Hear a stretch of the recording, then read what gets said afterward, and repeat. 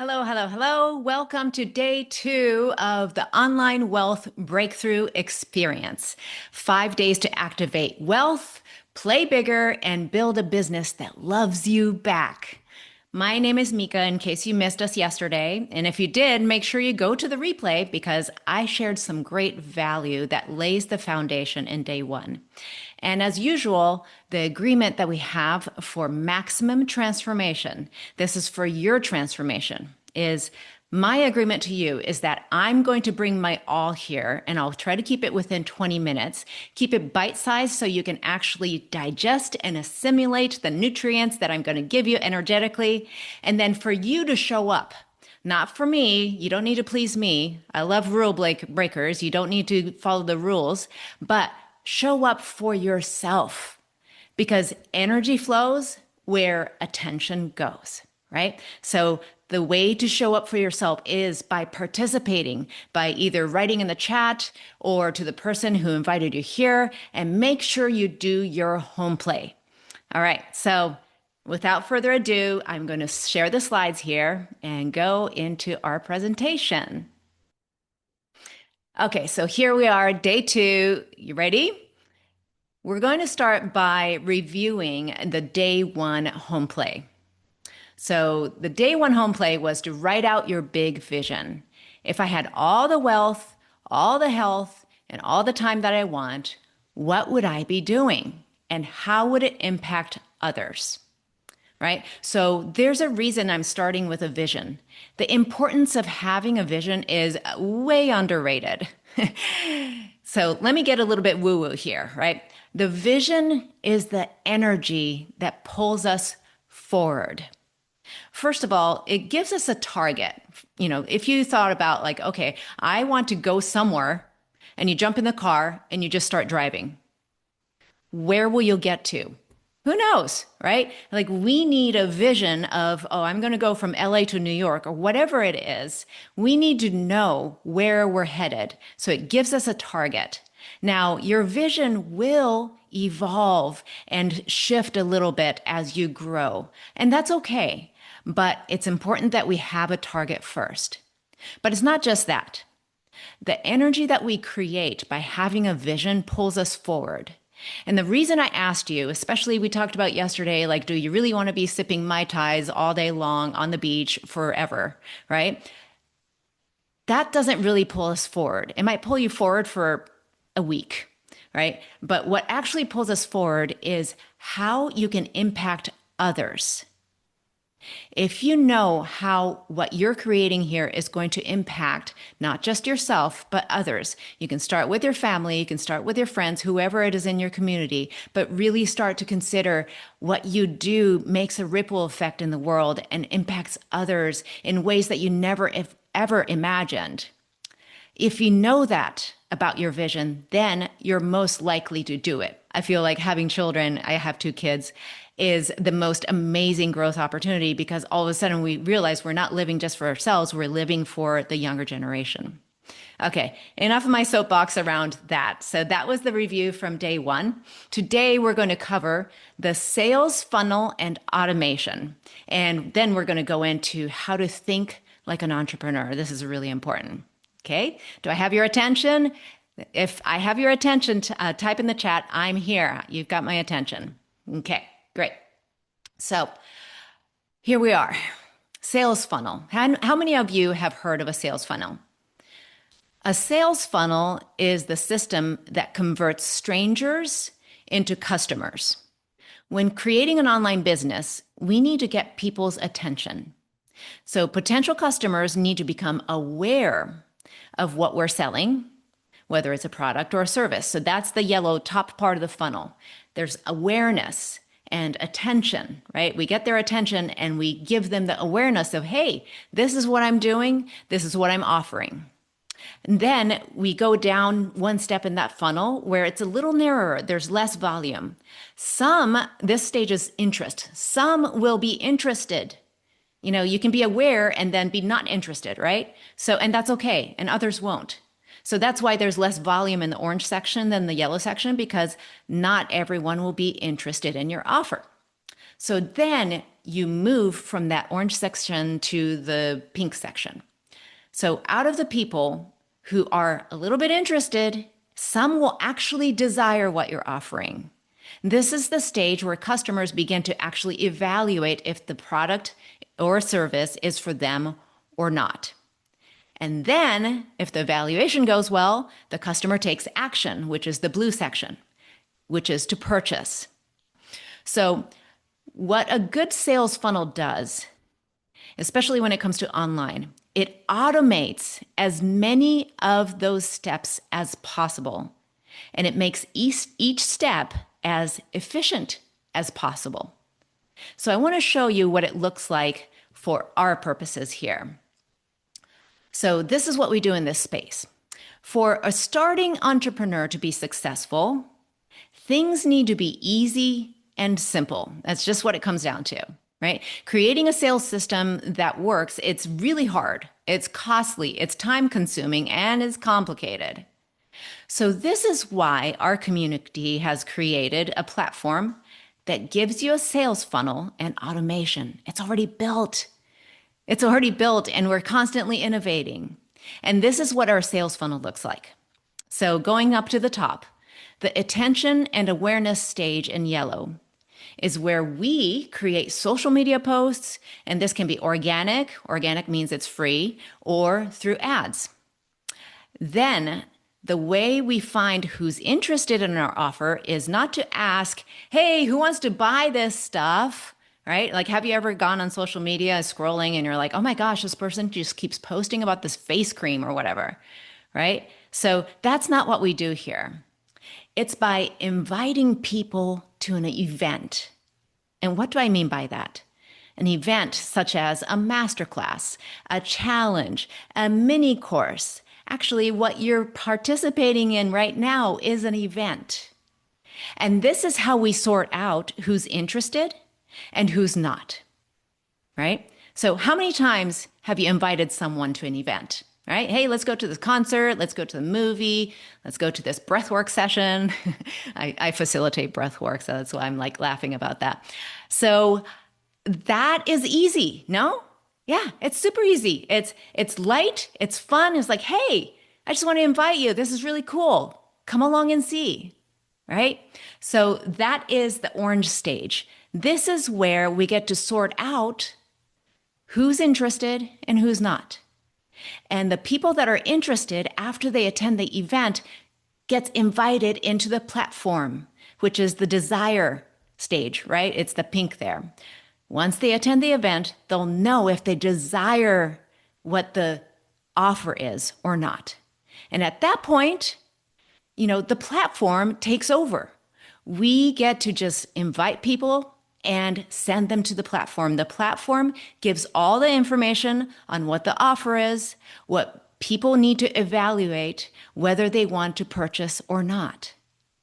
And then the cool part, the super cool part in blue is the platform does the sale for you. Now, when I say the platform does the sale, I don't mean AI chatbots doing this. This is real people that are doing this. This is what allows online marketers to make money in their sleep, right? To have time freedom, you need a funnel and an automation, and that is something that we offer in this space. Okay, so now that we talked about the funnel and automation, I want to introduce another thing to you. We want to free up time even more than simply using sales automation by working smarter, not harder, right? So have you heard of the terms leveraged income versus linear income? Linear income is what most people in the world get, right? So growing up in school, what were we trained to do? We were taught to think of income in terms of only linear, like you show up to work and they pay you for the time that you work, right? That is linear income. Even with automation, entrepreneurs who don't really understand this, who don't expand themselves into the leveraged income, actually just end up creating a new job for themselves. They might have had a boss in when they were in a job, and now they're an entrepreneur. Well, they're their own boss and they're a slave to themselves or to the business, right? So if you stopped working, so does your income. And I don't know about you, but if I'm going to get linear income, would I go through all the heartache and hardship of having to figure everything out with all the risk? Not really, right? So if you're going to be an entrepreneur, you definitely want to think about becoming leveraged in your income, right? So put leveraged in the chat here. Leveraged income allows you to earn beyond your own efforts by leveraging systems like a system that I taught you before and other people's time. So it means that the time and effort you put into your business will give you exponential results in terms of earnings. So with leveraged income, the work that you put in once will generate recurring profits. So I know you're probably thinking like, huh? Like, what do you mean by that? Like, don't worry. I'm going to introduce everything, like explain everything to you as we go forward. But before we do that, I really want you to stay in this like, okay, we're expanding our mind right now. As entrepreneurs, what do we need in order to succeed? We need to be able to think like a successful entrepreneur, right?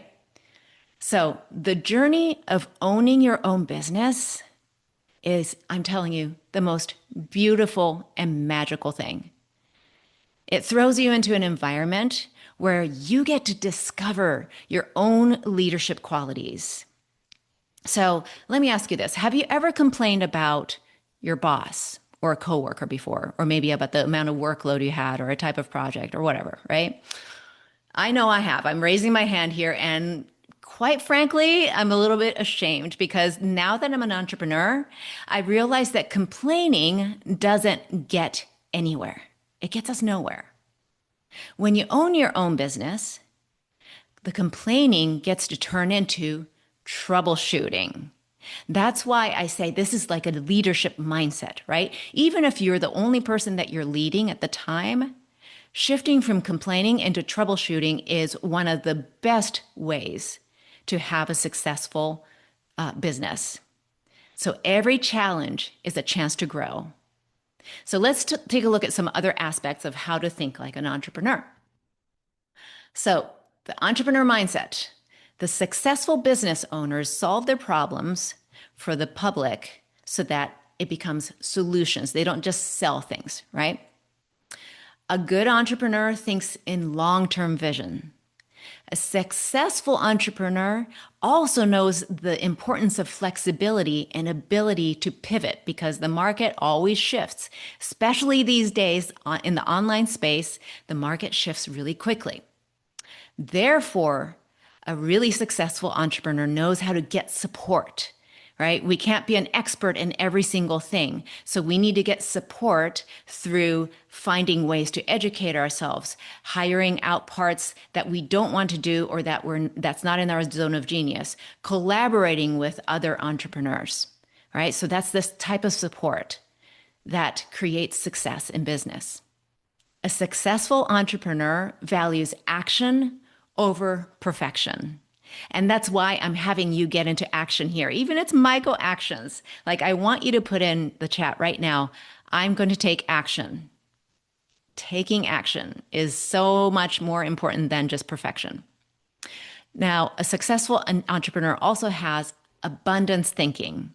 Abundance thinking leads to creativity.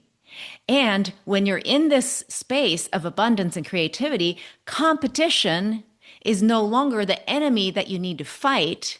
It actually is something that stretches us and expands the market to actually give us more opportunities. Isn't that exciting? And as I said earlier, a successful entrepreneur will work smarter, not harder, right? Okay, so after hearing all this, I want you to just sort of check in with yourself. Are you feeling expanded and you're seeing the possibilities and you're like, oh, yes, yes, either that's me or I can grow into this. Is that how you're feeling? Then great. But Are you feeling any fear somewhere? Are you going, oh, wait a minute. Okay, so I need to create solutions. Oh, who am I to create solutions? I need to have a long-term vision. I don't even know what I'm doing tomorrow. Like flexibility and ability to pivot. Like, I don't know. I'm a creature of habit, right? Like if you're having any of these things come up, I'm going to give you a little bit of a mind-bending statement. Ready? Here's one of the most successful, one of the most powerful success mindset I can give you. This will change the way you deal with fear. Fear points to areas of your life that you haven't grown into yet. Right? I want you to really think about that, like sink into that statement. Fear points into the areas of your life that your soul is calling you to grow into, that you haven't quite grown into yet. It's telling you that you have a desire that can be fulfilled, but you have no idea how to, right? You believe that it's not possible. You're not sure that you're capable of it, right? So it's the contrast between the big possibilities and what you're actually able to handle or think about yourself. And so I want you to just notice once again, if you tap into your body and you're going, I don't really feel fear. That's okay, because most of us are so afraid to feel fear that our mind will do anything it can to not feel that fear.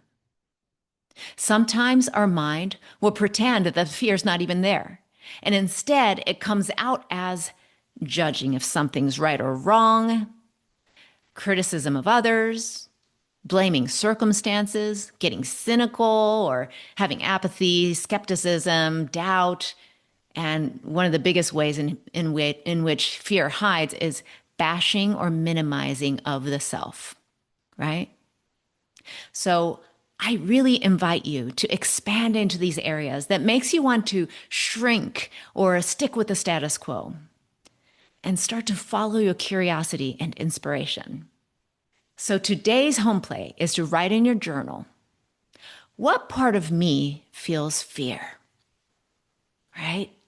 Get curious, get courageous, and just notice what part of you is saying like, I don't know if I can do this, right? What old pattern or belief is no longer aligned with the future that I'm creating? And you're like, I don't know what future I'm creating. Well, remember the vision that you just created yesterday, right?